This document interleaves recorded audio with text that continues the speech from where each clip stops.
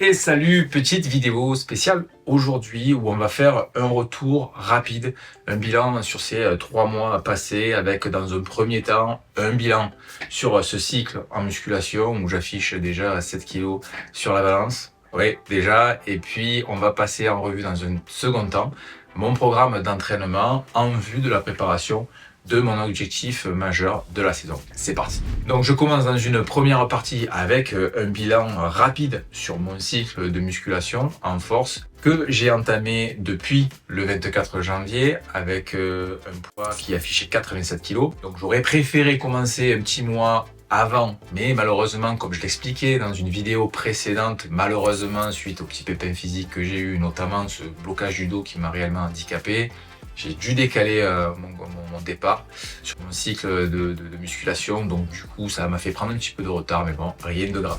Comme je le disais, c'est un gros bloc de musculation depuis le 24 janvier avec un travail réellement axé sur la force pure. J'ai gardé néanmoins 3 à 4 séances de course à pied trail dans la semaine qui étaient effectuées à très basse intensité. J'en gardais une seule par semaine à intensité assez haute pour maintenir un semblant de cardio et un certain stress aussi au niveau des tissus musculaires et tendineux. Donc pour résumer, j'ai réellement concentré mon énergie sur la musculation et d'ailleurs, si tu veux retrouver l'intégralité des séances détaillées, que ce soit en course à pied ou en musculation, désormais, je poste tout ça sur ce travail, c'est bien détaillé et si jamais tu veux y jeter un coup d'œil, je t'invite à aller t'abonner. J'ai terminé mon cycle le 2 avril, aujourd'hui nous sommes le 4 et si je dois faire un bilan rapide de tout ce qui s'est passé durant ces 2 mois et demi, le voici.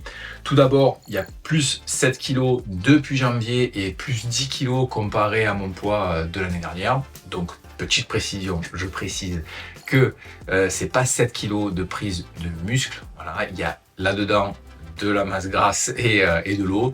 J'ai pas eu une hygiène alimentaire qui était réellement propre, donc effectivement là-dedans, il y a vraiment un mélange des deux, donc ce n'est pas uniquement du muscle, loin de là. Il y a eu un gain de force général avec plus 15 kg au niveau du squat, c'est-à-dire avec un max désormais à 120 kg et plus 20 kg au niveau du deadlift avec un max désormais à 150. J'ai pas fait de test max au niveau des pectoraux et au niveau des dorsaux parce que j'en avais pas vraiment l'utilité, ça m'était pas nécessaire. Ce que j'ai pu constater néanmoins, c'est qu'il y avait réellement aussi là un gain de force et j'ai donc conclu mon cycle de la sorte. Ensuite, si tu te poses la question de savoir est-ce que la prise de poids n'handicape pas réellement sur la pratique de la course à pied et du trail, et la réponse est clairement oui. C'est un handicap, c'est comme ça, surtout dans les montées en trail running. Mais bon, là, dans ce cas-là, ma prise de poids, elle était voulue, elle a été contrôlée. Et je sais très bien que dans les mois à venir, compte tenu du changement de mon entraînement avec les volumes de course à pied qui vont augmenter, je vais reperdre ces kilos que j'ai pris, mais on va en parler très vite. Donc comme je le disais, depuis le 3 avril, je laisse place désormais à ma préparation pour la course de Sierzinal qui va rester l'épreuve majeure de ma saison. Donc j'y suis allé l'année dernière, mais pas en pleine possession de mes moyens, psycho, de mes moyens physiques.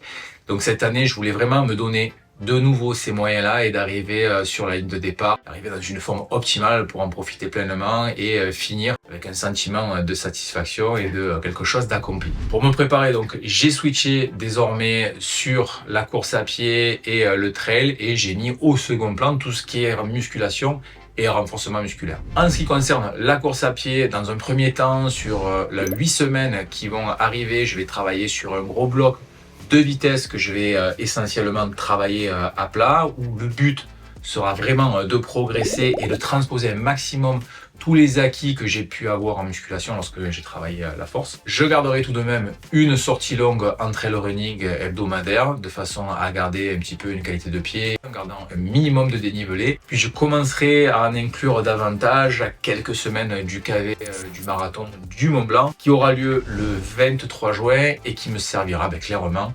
d'entraînement pour ma course de Sierzinal. Ce sera un entraînement bien spécifique parce que si tu ne le sais pas, Sierzinal, sur les 11 premiers kilomètres, il y a environ 1500 mètres de D+, donc ça pique et c'est un entraînement qui est parfait pour ce genre de profil. Une fois Cerzinal terminé, je voudrais terminer cette saison avec un format marathon, trail marathon, je ne sais pas encore. Peut-être vais-je opter sur un format off, en totale autonomie, j'en sais rien, mais c'est une expérience qui serait à tenter, pourquoi pas.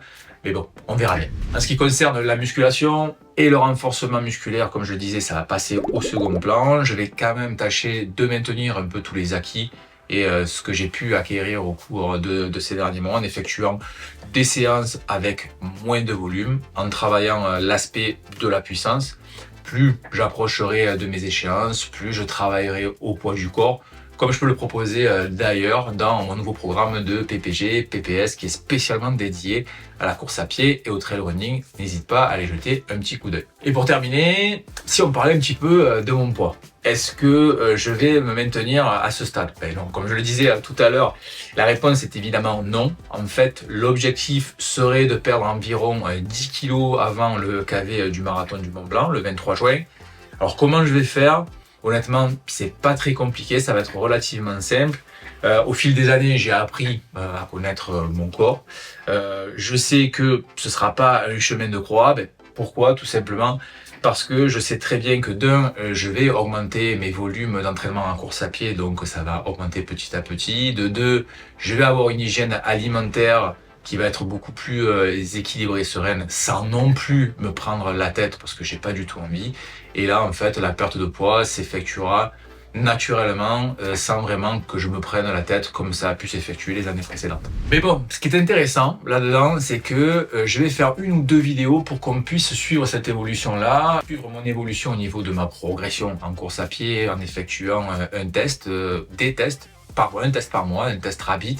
Alors si tu connais pas ce que c'est que le test Rabbit, c'est ce qu'a mis au point Véronique Bia et son équipe avec son système d'entraînement. Et l'avantage de se tester avec le Rabbit, c'est que tu peux faire le bilan sur 4 critères fondamentaux que sont l'acidose, la perception, le cardio et la force. Donc on fera un test par mois et on comparera l'évolution, voir si on progresse, voir s'il y a des points à progresser, etc. Bien entendu, on suivra aussi l'évolution de ma perte de poids et de savoir comment cela se fait ressentir au niveau de ma pratique de la course à pied et du trail. Voilà donc pas mal de contenu qui devrait arriver très prochainement, compte tenu de la météo des dernières semaines dans le sud qui a été relativement capricieuse. J'ai eu du mal à tourner en extérieur. J'espère pouvoir trouver vite une solution pour trouver plus rapidement en intérieur pour pas que ça prenne trop de retard. Parce que c'est vrai que là, il y a trop d'espace entre les vidéos. Ça me dérange un petit peu. Mais bon, ça va pas tarder à arriver. Si tu as des suggestions, des questions, n'hésite pas à les poser dans les commentaires ci-dessous. Je me ferai un plaisir de partager tout ça avec toi. Sinon, d'ici là, n'oublie pas, ne reste pas en bas, prends la hauteur. Salut, ciao!